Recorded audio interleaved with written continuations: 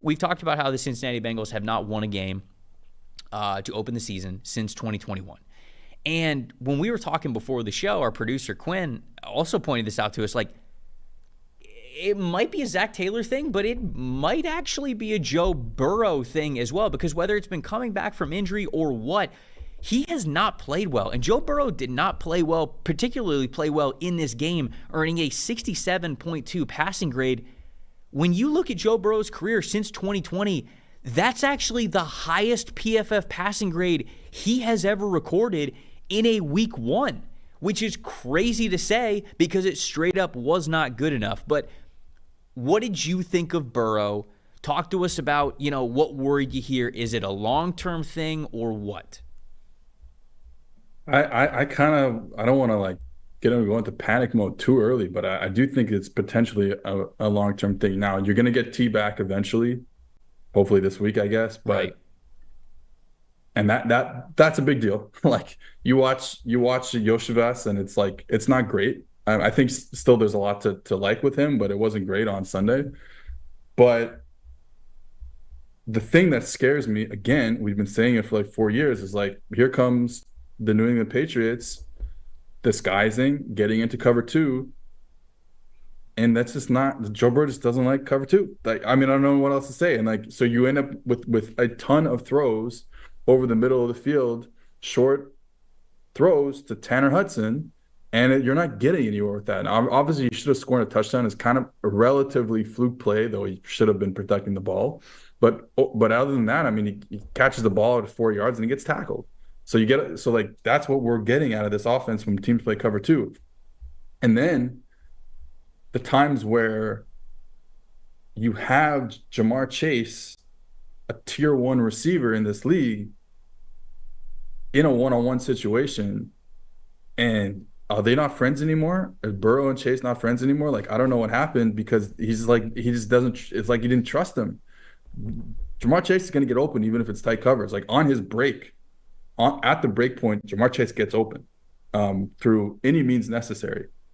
And so there's a lot of plays like that I was confused why he just doesn't throw it. And I think the 3rd and 10 check down to end the game basically is another example of that. Just got to throw it to Jamar, right? He's gonna make a play for you. Right. Sometimes it is more simple than we make it out to be. And it did feel like there were a handful of times where he could have just been like, hey, Jamar's an elite wide receiver, I got to go to him. But maybe it was the lack of practice time thing. I don't know, because of the contract. Perhaps that could have gone into it. It feels weird. You don't want to make too many excuses for it, because now it's obviously a trend. They're coming out of the gate slow. They feel like they always have with Burrow, and obviously the injury or the O-line or Jamar Chase's contract thing or whatever. It feels like there's always been something. And to the Bengals' credit, they do seem to figure it out. Obviously, they couldn't last year because Burrow got hurt for an extended period of time, but the team still played relatively well given the fact their franchise quarterback was out. So maybe it is just hey, you just can't trust Cincinnati in the first 2-3 weeks of the season. You can't. And then the real Cincinnati Bengals will show up after that, and we can actually evaluate this team after. But to me, when I watch them, Burrow also just looked skittish in the pocket. Dude, when there was any pressure at all, he was like, nah, I'm out. No, I'm not doing this. And obviously you want to take care of the football, but there were times when it was a clean pocket to NFL standards. NFL defensive linemen are just really good. They're going to get pressure. It's going to come from somewhere. The pocket's going to collapse a little bit. And there were a couple of times where Burrow felt any pressure at all and either just completely retreated out of the back of the pocket or stepped up but wasn't actually looking to continue to throw. It's he stepped up in the pocket to just tuck it and kind of play another down, if you will. And that, to me, also is an extension of you got to give your guys a chance. You got to throw the football when you're in those situations. And so that, to me, was also worrisome about Burrow. Yeah, well, this is a guy who coming off all these injuries, and I think maybe the wrist thing is worse than we thought. Maybe there's issues there. Maybe he's not comfortable with it. Maybe it'll be better, but he's not comfortable yet. First game back. Everyone was talking about this is an injury that no one's ever seen before in the NFL. No one's ever had this surgery, so I get that.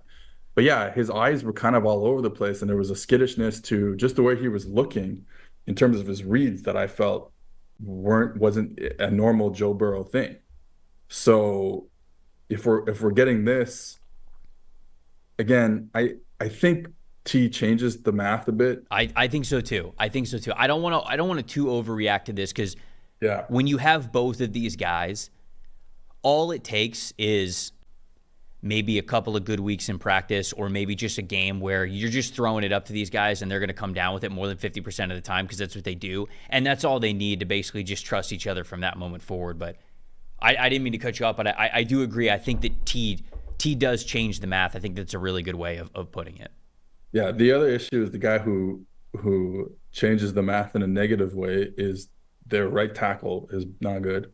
That's the problem. And it's not going to get better. Like, I mean, people are talking about benching Trent Brown already. It was really bad. First snap of the game, or the first passing snap of the game, he just gets cleaned on an inside move. And that, I think the interior of the offensive line is a lot better than it's ever been. It's kind of gelling together over the past couple of years.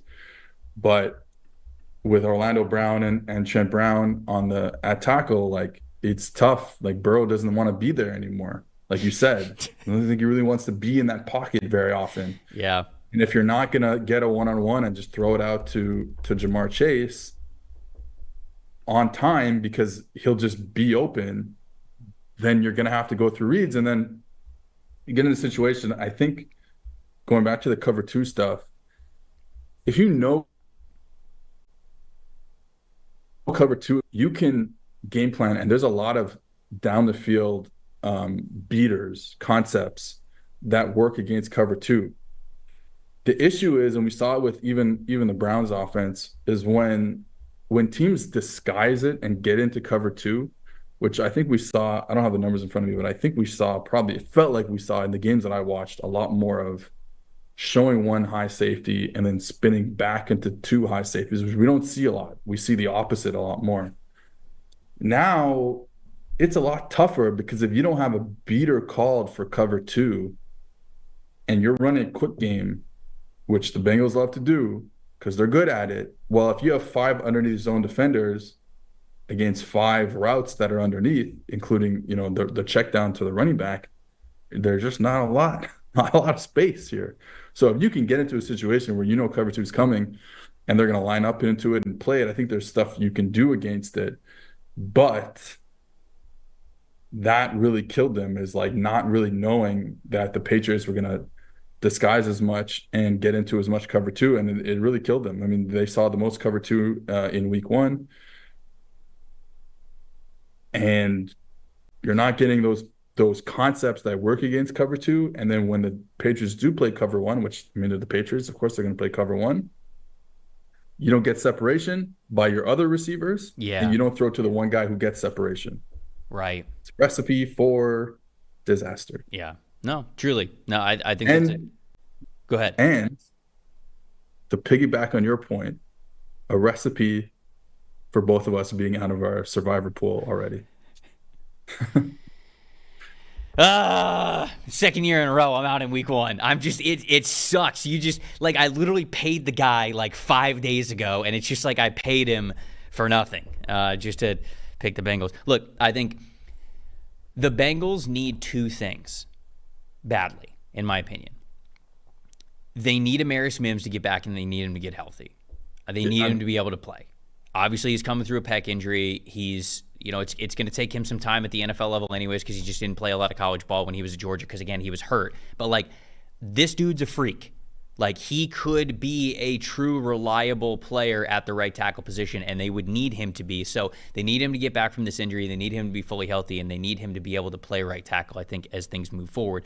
Trent Brown can bounce back and play better, but overall, I think they need Amarius Mims. The other one's Jermaine Burton, who was incredible during the preseason, but, it's like, okay, well, he's sort of buried on the depth chart still. If T's active, is he even active at this point? There's got to be kind of something else going on, and we talked about that, throughout his draft process. Really talented player, but, he just didn't get the looks. He didn't get the attention that his talent deserved. Is that kind of still something that's going on in Cincinnati? Because you'd have figured in a game like this, it would have been a recipe for Burton to be able to play, and he was not a factor at all. And so that is something that I think the three-headed monster with Burton, if he could consistently get in the lineup, would mean a lot as well, especially when Tee comes back. I think this offense looks different with those three out there, but I don't know when Burton's going to get on the field. I don't know if it's just rookie things. I don't know if it's just he's got to work his way up and he's got to earn the trust of the coaching staff or the quarterback or what, but I think he is somebody that they definitely need to step up as well. So